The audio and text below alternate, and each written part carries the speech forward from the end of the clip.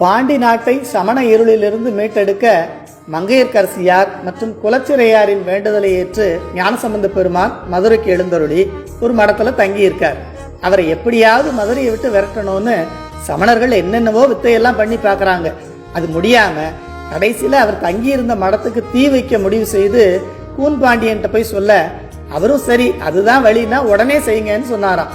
அதன்படி மடத்துக்கு தீ வச்சாங்க. ஆனா சொக்கநாதருடைய அருளால் யாருக்கும் எந்த பாதிப்பும் ஏற்படல. இருந்தாலும் ஒரு ராஜா இப்படி முறை தவறி நடக்கலாமா?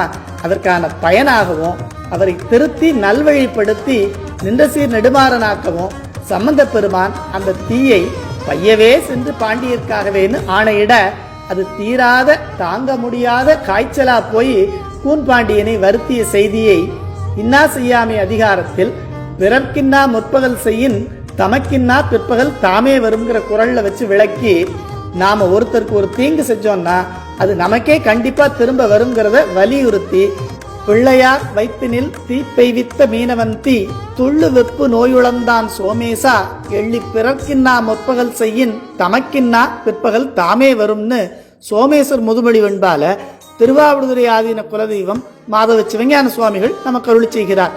தாமே வரும்னு தானே வள்ளுவர் சொல்றாரு.